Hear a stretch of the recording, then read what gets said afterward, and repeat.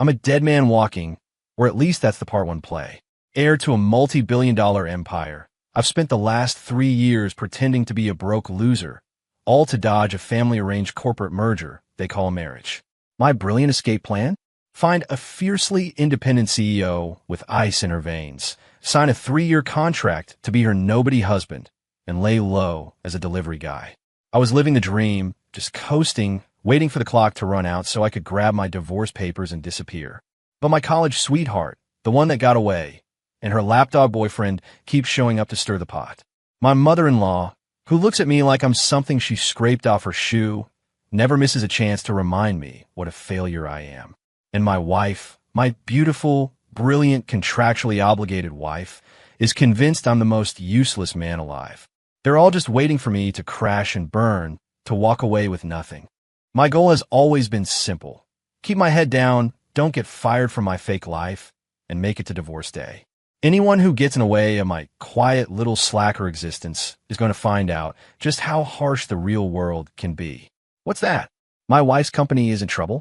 Fine, I'll help her out. Consider it a severance package, paid in advance. My phone buzzed against the handlebars of my e-bike, the screen flashing with a name that made my stomach turn. Sharon Sterling. I just dropped off my 35th DoorDash order of the day. Pulling over to the curb, I twisted the cap off an Arizona iced tea. Today was a good day. 1,095 days. The last day of our 3-year contract. As of tomorrow, I, Ethan Cole, would be a free man.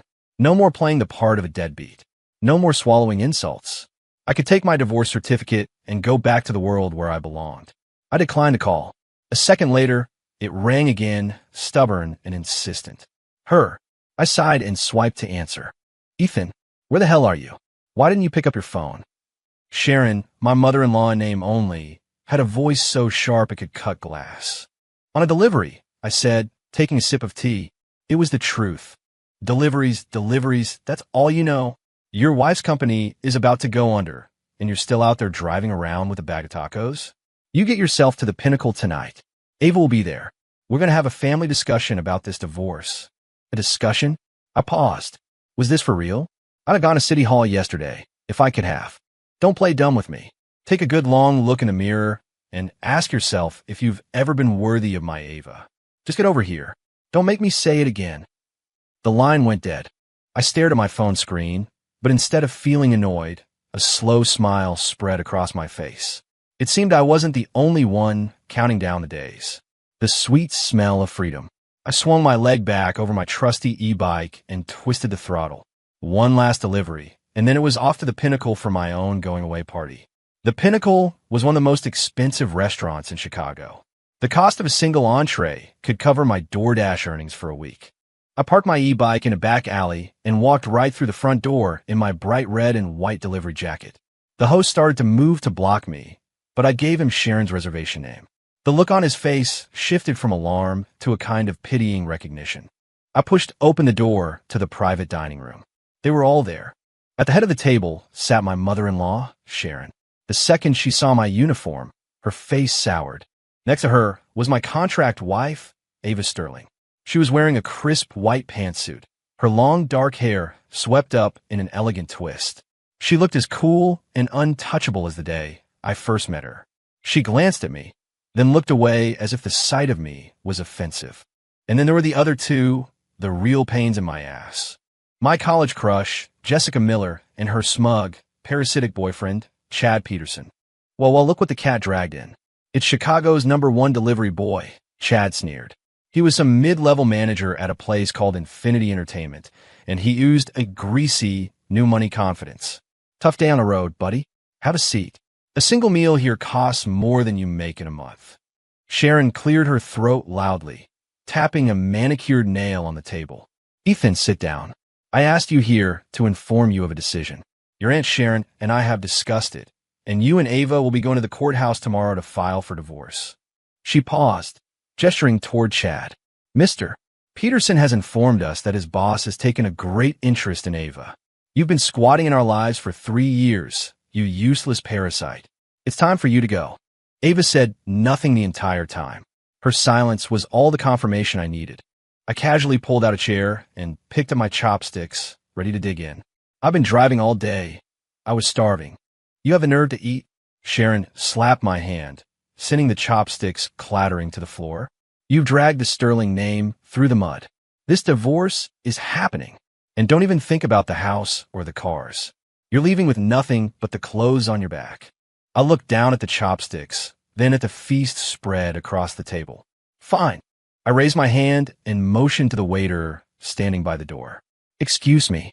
I'd like to get this to go. The entire room fell silent. Sharon's face went from pale to red to a shade of purple I'd never seen before. She pointed at me, too furious to speak. Chad just laughed. A lost cause. You can't take the cheap out of the man. You want a doggy bag? Can you even afford it? I ignored him, speaking directly to the waiter. This whole table. Box it all up. Except for whatever that pretentious truffle foam soup is. My wife. Excuse me, Ms. Sterling is paying. Ava's posture stiffened. She finally looked directly at me, and her beautiful eyes were filled with pure, cold disgust. She took a black credit card from her purse and tossed it on the table. Box it up for him. The words sounded like a charity donation. I walked out of the Pinnacle carrying several large bags of fancy leftovers. The cool night air felt good. The click of high heels sounded behind me. Ethan, it was Jessica. She wore a stunning dress, her face a perfect mask of concern, tinged with a faint trace of superiority. Are you okay? Sharon is just looking out for Ava. Don't take it to heart, she said, her voice soft and sweet. I looked at her. Back in college, I'd actually had a thing for her. Now all I saw was a fake. I talked to Chad. His company has an opening for a security guard. It's $4,000 a month, room and board included. It's hard work, but it's better than being out in the elements all day. If you want, I can have him. Before she could finish, Chad came rushing up, pulling her behind him as if protecting her from a wild animal. I'm warning you, Cole, stay away from Jessica. You're a delivery boy. Stop dreaming, he said, pulling a few $100 bills from his wallet and contemptuously throwing them at my feet. Take this and get lost. A little tip for your troubles. Don't ever bother Jessica again. The bills fluttered on the pavement, caught in the breeze. I didn't move. I didn't say a word. I just looked at them. Just then, my phone vibrated in my pocket. I pulled it out. It was a text from my family's chief steward, Arthur. Sir, the acquisition of Infinity Entertainment is complete. Infinity Entertainment. Chad's company. I lifted my head and looked at Chad. My expression was the same one you might give a bug right before you squash it. Then I turned, got on my e-bike, and rode away without a backward glance. I didn't touch the money on the ground, but there was no way I was forgetting the leftovers. Watching me leave, Chad assumed I was scared off. He wrapped his arm around Jessica possessively. See? A little cash is all it takes to get rid of guys like him. Total loser. Jessica stared into the darkness where I had disappeared, a thoughtful look on her face. Neither of them knew that the company Chad was so proud of had just changed hands, and I was the new owner. When I went back to the room to grab the takeout boxes, Chad was in the middle of a triumphant speech. Don't you worry, Sharon. My boss gave his word. As soon as Ava is single, the partnership between our company and Sterling Corp gets signed. I'll be the one heading up the project. The sky's the limit. Sharon was beaming. Oh, that's just wonderful. Mr. Peterson, we'll be counting on you to take care of our Ava. Ava sat there, holding a teacup, her expression unreadable. But she didn't object. Maybe in her mind, this was the only way forward. Chad's phone rang.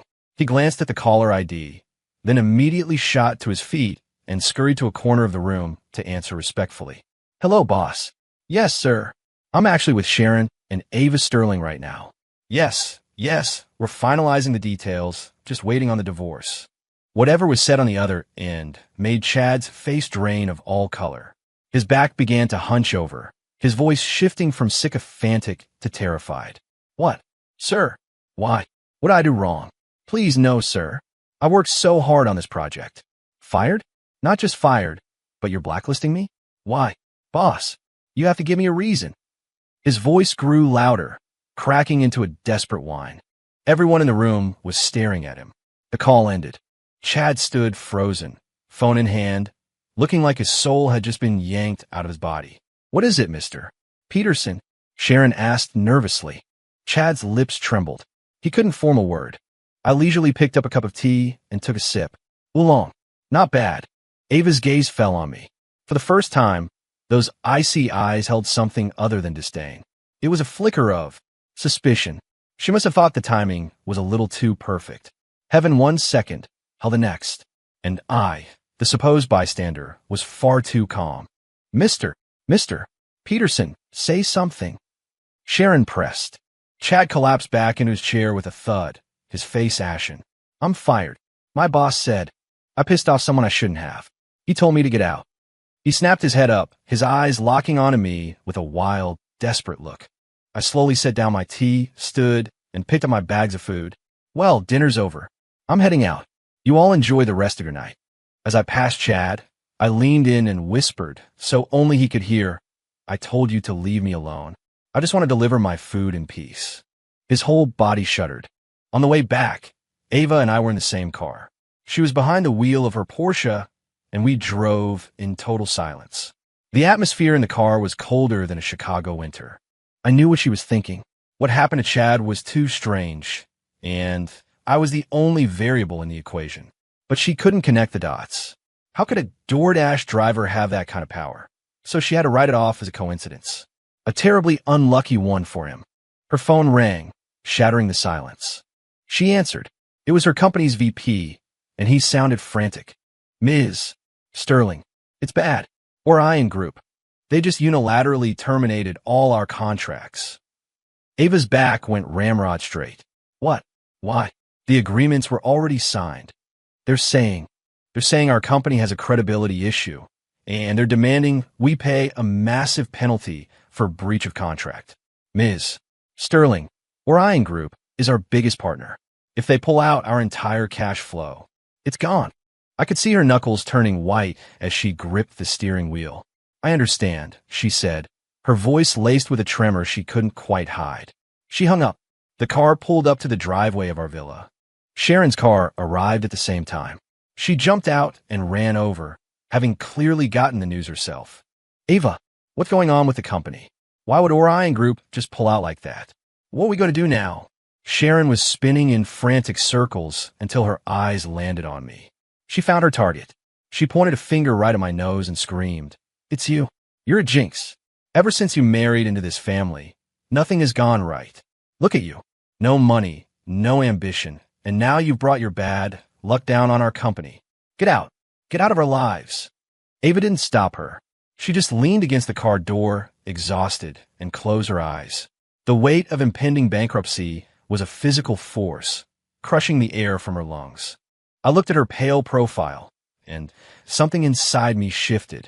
For 3 years, she'd looked down on me, but she'd never gone out of her way to make my life miserable. She even gave me a monthly allowance, as stipulated in our contract. And besides, I glanced at the date on my phone. The contract was only officially over at midnight, which meant that her company was still, technically, my wife's company. Screw it. Consider it a severance package. Chapter 6 to 7. A single phone call. The lights in the villa were blazing, but the mood was colder than a tomb. Ava sat on the sofa, making one call after another. Her voice went from calm and professional to pleading and finally to helpless. Mr. Davis, we've been partners for years. Director Chun, if you could just reconsider. Hello? Hello. Every call ended with a polite refusal or a click as the other party hung up. Business was a battlefield, and no one helps a losing army. Orion Group was a titan in the industry. If they wanted to crush a small firm like Sterling Corp., no one was brave enough to stand in their way. Sharon was on the other side of the room, sobbing, It's over, it's all over. My house, my designer bags, my afternoon tea parties with the ladies. I walked into the kitchen and poured myself a glass of water. The suffocating despair in the living room was hard to breathe. I finished my water and walked back out, looking at Ava. She had finally put her phone down and was resting her forehead in her hands. She looked like all the strength had been drained from her body. Maybe I can help, I said. The room went instantly silent. Sharon stopped crying and stared at me like I'd just announced I was from Mars. Ava lifted her head, her eyes bloodshot. A bitter smile touched her lips.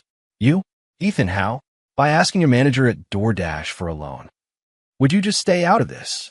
Sharon shrieked. Go back to your room. I can't even stand the sight of you. I didn't say another word.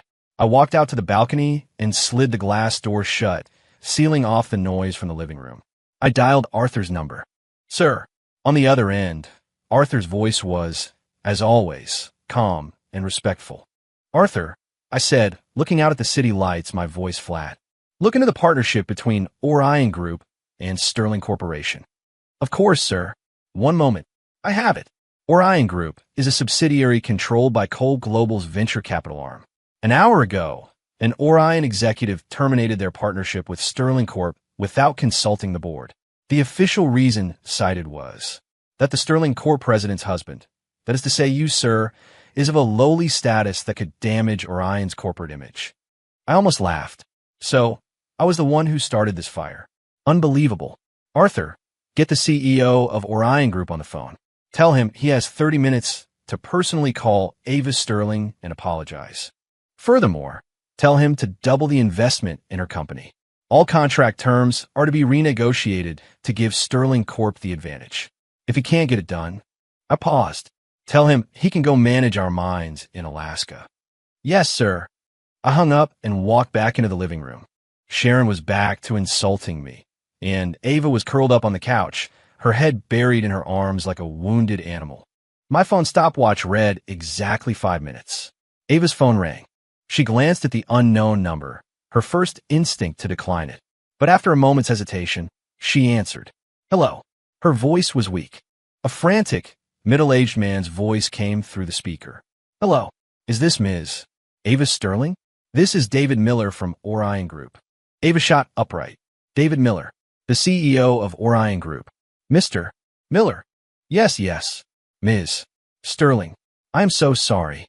Truly, deeply sorry. The contract termination was a huge misunderstanding, a catastrophic error in our internal management. The fool who made that decision has already been fired."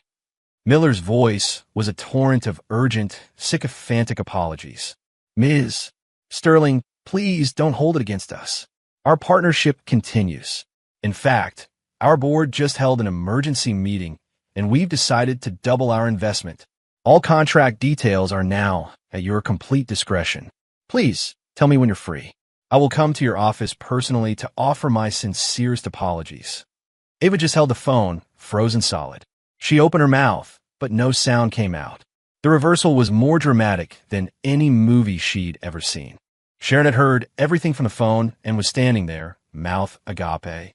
Slowly, almost unconsciously, Ava lifted her head. Her gaze traveled across the coffee table and locked onto me. I was leaning against the balcony door, still holding the empty water glass. Our eyes met, and in hers, for the first time, I didn't see ice or disgust. I saw a tidal wave of pure shock and utter confusion. Chapter 8.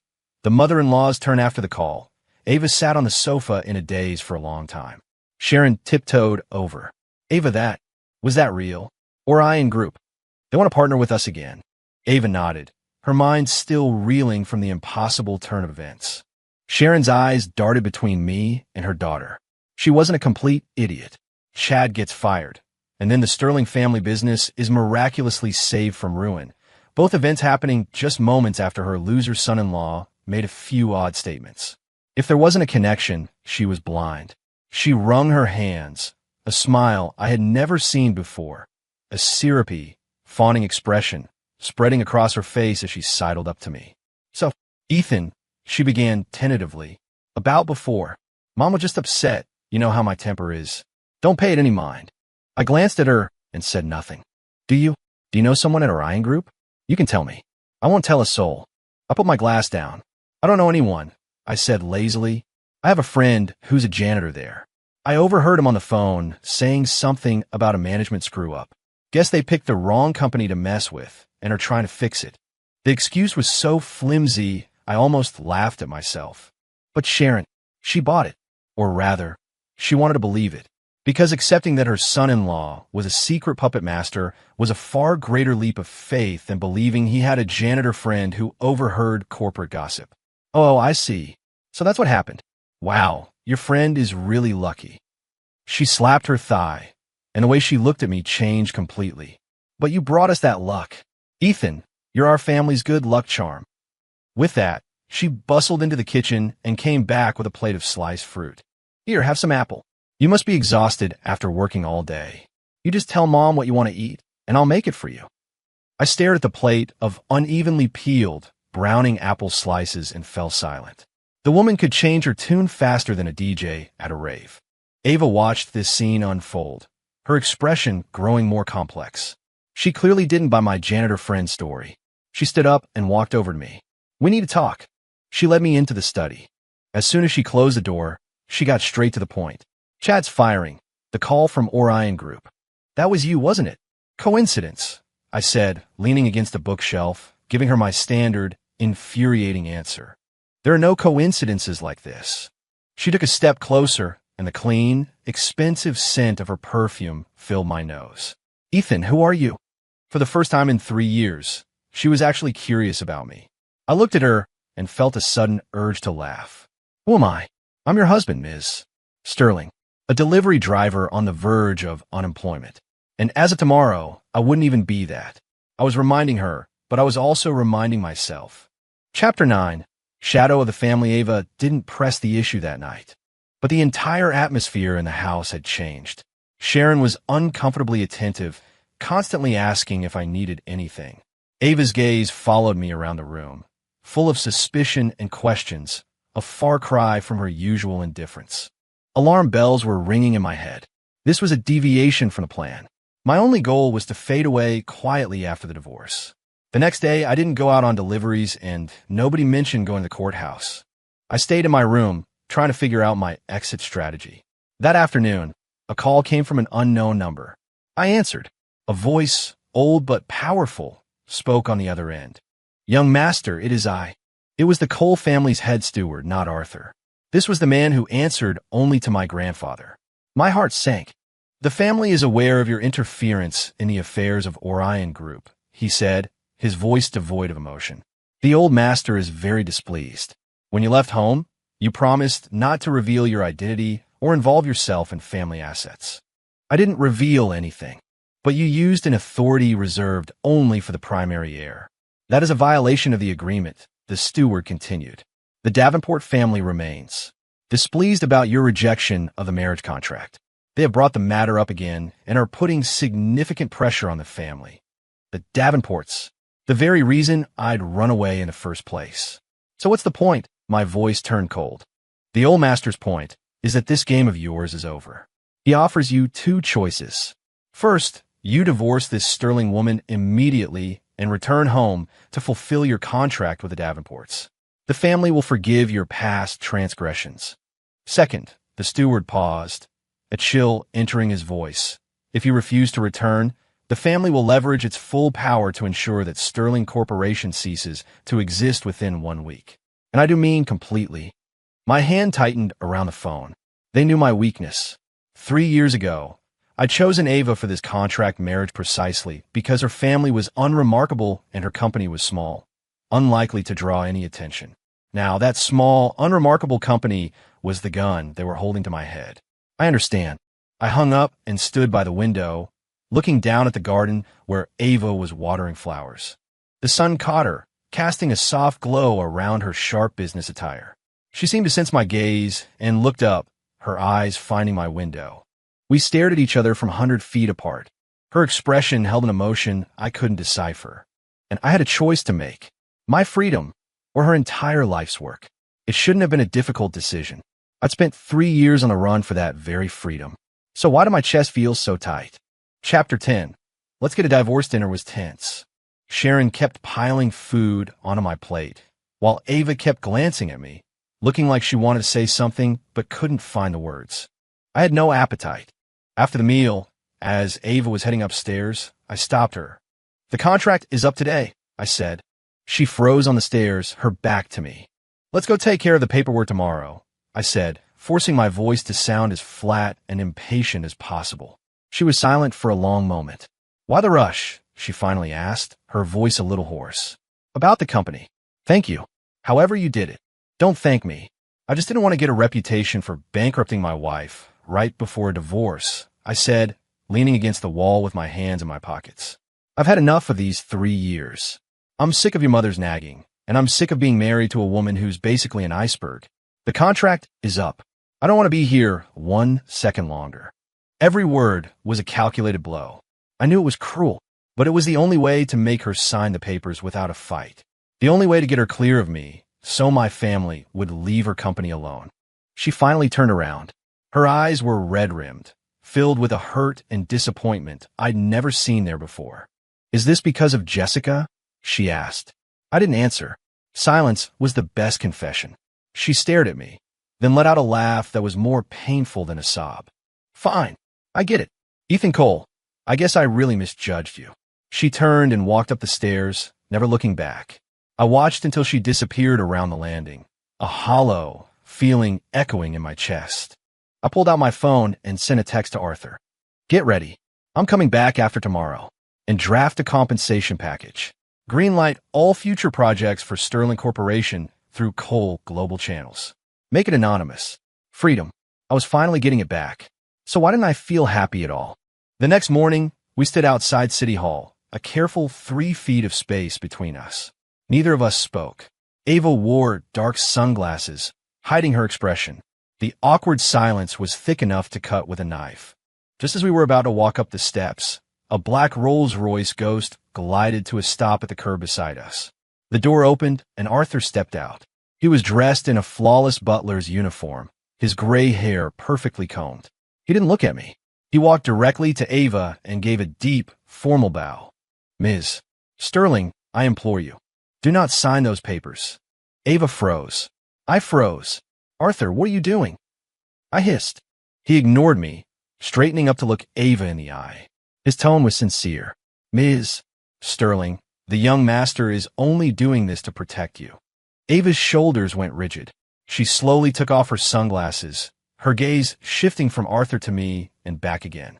"I cannot stand by and watch him sacrifice himself like this any longer." Arthur sighed, pulling a leather-bound folder from inside his jacket and handing it to Ava. "If you would please review this, Ms. Sterling. It will explain everything." "Arthur, put that away." I lunged for it, but it was too late. Ava already had it in her hands. She opened the folder. The first page was a summary of my identity. Ethan Cole, sole heir to the Cole Global Empire. Below was a net worth statement with a string of zeros so long it made her fingers tremble. The second page was a copy of our original marriage contract, attached to a background report explaining that I had chosen her for her simple, conflict-free background. The third page detailed the history of the arranged marriage with the Davenport family and the full story of my 3-year flight from home. The fourth page was a printed transcript of a phone call. The timestamp was from yesterday afternoon. The conversation was the one I'd had with the head steward, the ultimatum about divorcing her or watching Sterling Corp burn, laid out in black and white. Ava flipped through the pages, one by one. Her breathing grew short and ragged. When she reached the final page, she lifted her head, her eyes locking onto mine. They were no longer filled with hurt or shock. Now they blazed with a complex fire of anger, compassion, and utter disbelief. "A useless delivery driver." She practically spat the words out, each one dripping with irony. "The multi-billionaire heir, pretending to be a loser to escape an arranged marriage. Forcing a divorce to protect me. Ready to go back and sacrifice yourself?" With every question, she took a step toward me. I took a step back, then another, until my back hit the cold metal of the Rolls-Royce. I was cornered. "Ethan," she said, stopping right in front of me. She looked up, her eyes so red it looked like she might cry tears of blood. "What do you take me for? Some useless porcelain doll that needs you to throw away your own life to protect her?" I opened my mouth, but no words came out. Every lie, every wall I had built for 3 years had just been demolished. Chapter 12. The ice melts. I stared at her, my mind a complete blank. It was over. All of it. 3 years of meticulous planning, my long-awaited freedom, all of it up in smoke because of Arthur's stunning betrayal. Ava held my gaze for a few seconds longer. Then she did something I never could have predicted. She reached out and took the divorce agreement from my hand. Then, as I watched, she ripped it in half. Strip. And again, until the document that symbolized my freedom was nothing but a pile of confetti drifting from her fingertips. "The divorce is off," she said, dusting the paper fragment from her hands. Her voice was iron. I was completely stunned. What? What do you mean? What do I mean? A slow smile spread across her face. It was the first time I had ever truly seen her smile, and it was like watching a glacier crack open to reveal a hidden spring. It was breathtaking. I mean, my husband isn't some deadbeat delivery driver. He's the sole heir to Cole Global. Why would I divorce him? Am I insane? But my family, your family is going to crush my company. She raised a perfect eyebrow, and the powerful CEO I knew she was came roaring to the surface. Fine, let them try. A week ago, that might have scared me. But now, she reached out and poked me in the chest. My husband is Ethan Cole. With you as my backer, what do I have to be afraid of? Her finger was cool against my shirt, but it sent a jolt through my entire body. Ethan, she said, her voice softening, the 3-year contract became null and void the moment I ripped up those papers. She leaned in, rising on her toes to whisper in my ear, her words a private promise. From now on, this is a real marriage. And if you even think about running, I'll tell the entire world that the great heir of Cole Global is a man who loves and leaves. She pulled back and gave me a wink. Those cool, clear eyes were now sparkling with mischief. I just stood there, speechless. What happened to the divorce? What happened to my freedom? I felt like I had just escaped from a small, comfortable cage, only to find myself in a much larger, more luxurious one, a gilded cage with an automatic lock. Across the way, Arthur leaned against the car, a deeply satisfied smile on his face. I let out a long breath, and a reluctant smile of my own began to form. Fine, maybe this cage wouldn't be so bad after all. End.